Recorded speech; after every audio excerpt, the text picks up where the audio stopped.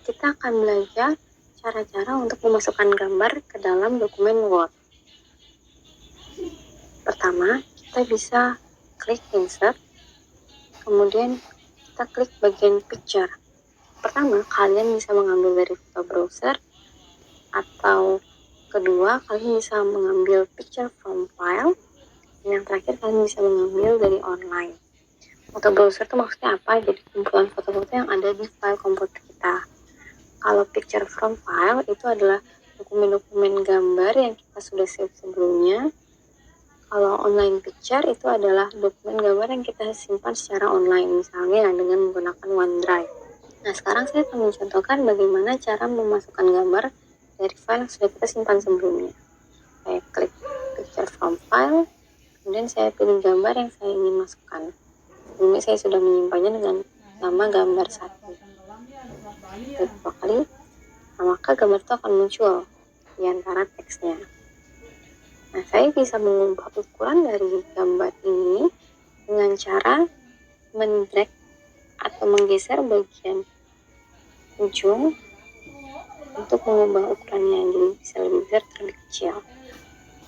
Saya juga bisa mengubah lebar dan panjangnya dengan menggunakan bagian sebelah ini, kanan, tengah ini, atau bawah tengah. Ini biasanya jika kita menggunakan bagian tengah, baik itu kanan tengah, bawah tengah, atas tengah, atau kiri tengah, gambarnya cenderung memiliki rasio yang kurang proporsional dengan sebelumnya.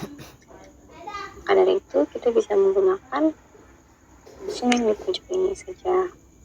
Kalian juga bisa mengubah ukurannya dengan cara klik format, picture format, kemudian ukuran di sebelah sini ya, berapa tingginya dan berapa lebarnya. Kalau saya mau mengganti ini menjadi 5 cm, atau saya mau mengganti lebarnya menjadi 15, seperti ini.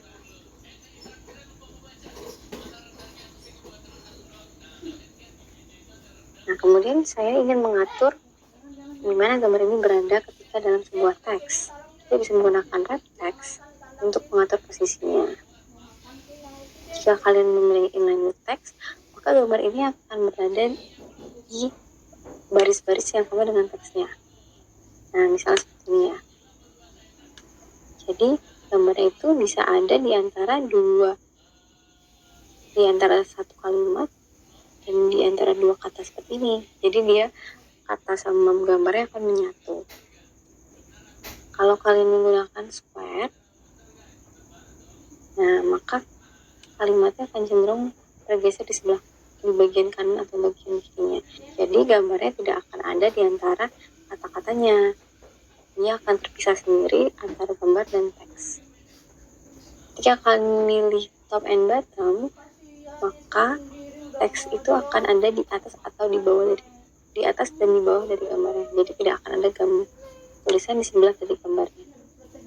Ini gunanya ketika kalian ingin masukkan gambar yang tidak terhalangi atau tidak ada teks di sebelahnya.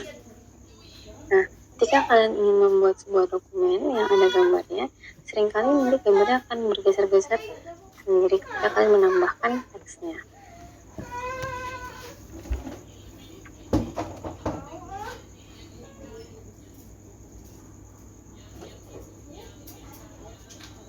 Hal itu bisa dihindari dengan kita mencentang bagian move with text.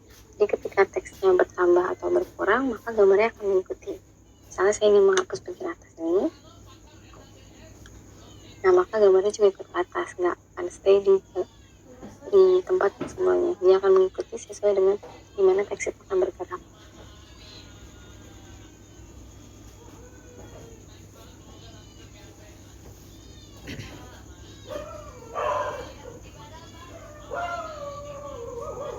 Kalau misalnya kalian ingin gambar tetap pada posisinya, kalian bisa klik dan fix position on page. Jadi meskipun kita hapus teksnya, gambarnya akan stay. Begitu. Ini tergantung kebutuhan kalian ya, apakah kalian butuhnya gambar yang mengikuti teks atau gambar tetap di posisi. Di Microsoft Word sendiri sekarang banyak sekali fitur yang bisa kalian gunakan untuk mengedit gambar-gambar yang kalian miliki dalam dokumen. Misalnya kalian ingin crop atau memotong gambarnya, kalian klik gambar, kemudian picture format, kalian bisa crop. Nah, crop ini bisa sesuai Tuhan. Saya ingin mengambil potongan gambar komputer saja. Ini bisa kita ambil. Sesuaikan, kita crop.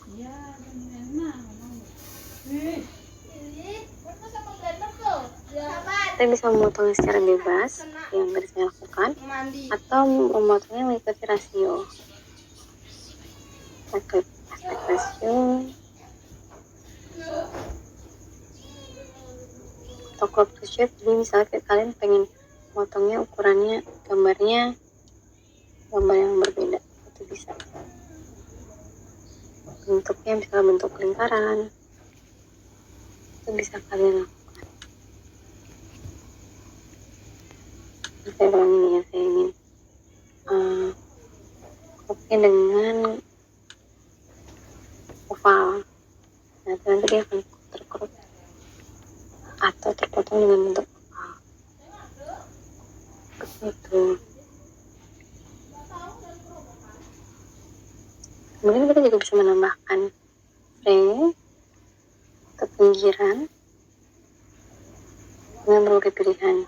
Di bagian picture format, kemudian ada pilihan-pilihan frame-nya. Ini juga dari template-nya, beberapa frame yang dibutuhkan.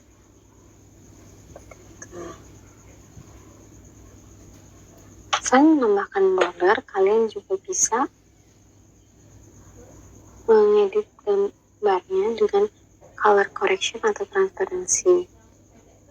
Kalian bisa mengatur warnanya, apakah lebih kontras, atau mungkin kalian ingin mengatur, atau mungkin kalian ingin mengatur warnanya, apakah mau ada nuansa-nuansa warna lain, atau menggunakan efek-efek tertentu. Itu bisa kalian lakukan di picture format. Nah, kalian juga bisa mengedit gambar pada dokumen ini dengan lebih advance atau dengan tingkatan lebih tinggi. Misalnya saya contohkan dengan gambar baru ya, saya memasukkan suatu gambar baru. Nah, di sini saya bisa menghapus background dari gambar ini. Caranya gimana? Saya klik remove background. Nah, kemudian akan ada bagian yang warna ungu. Bagian warna ungu adalah bagian background yang akan nanti dihapus. Kita coba klik. Nah, maka gambar yang tersisa hanyalah gambar burungnya aja, jadi gambar backgroundnya tadi hilang. Itu mungkin ada bagian yang kurang rapi, itu bisa kita rapikan dengan misalnya kita tidak mau ada bagian ini ada, bisa hapus bagiannya, jadi bisa lebih rapi nanti ketika ada bagian-bagian yang harusnya tidak ada di background, jadi malah ada.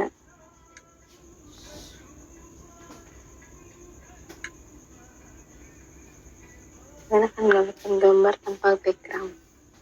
Ini bisa kalian gunakan jika kalian ingin mengambil satu gambar tapi ingin menghilangkan background yang kita dianggap tidak perlu. Itu.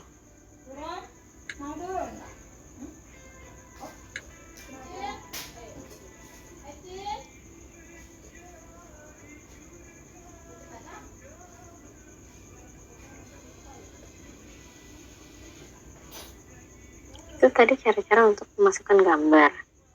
Selanjutnya kita akan belajar mengenai cara untuk memasukkan simbol dan persamaan matematika atau disebut equation. Kita mulai di tab baru ya. Kalian bisa memilih di bagian insert paling sebelah kanan. Itu advance symbol.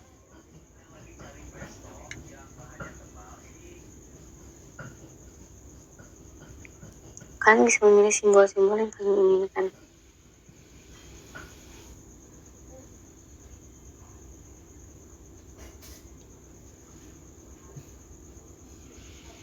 Kalau kalian ingin masukkan simbol,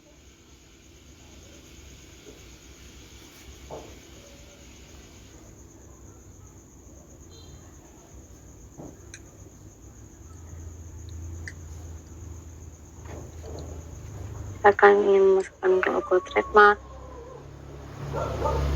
atau mungkin kalian mau masukkan copyright.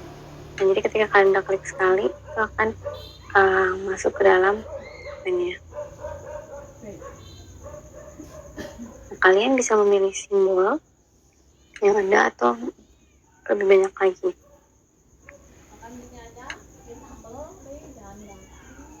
Kalian bisa mencarinya di bagian sini.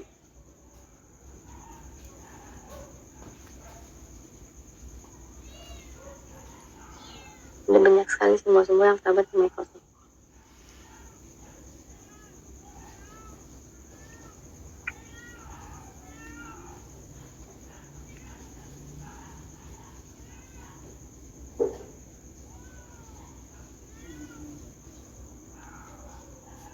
Itu tadi cara memasukkan simbol. Selanjutnya adalah equation atau persamaan matematika.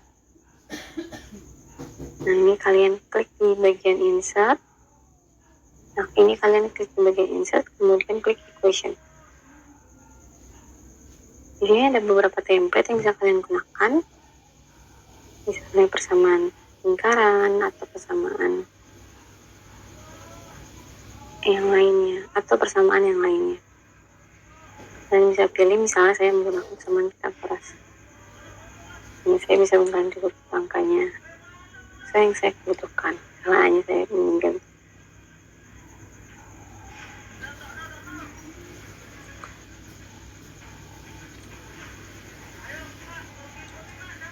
Seperti ini.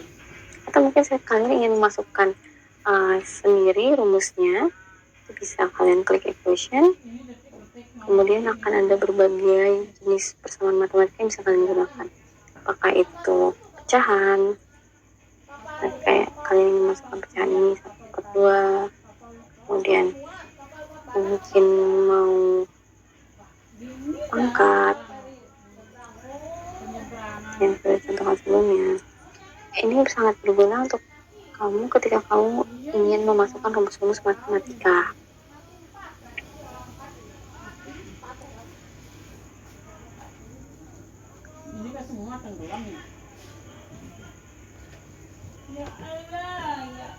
Itu tadi materi mengenai insert gambar, simple, dan insert equation.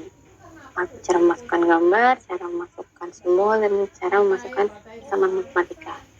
Nah, video selanjutnya kita akan belajar lebih seru lagi nih. Kita akan belajar bagaimana cara membuat daftar isi dari satu dokumen. Jadi kalau kita punya banyak dokumen berhalaman-halaman, gimana sih cara bikin daftar isinya? Penasaran? Yuk kita simak video selanjutnya.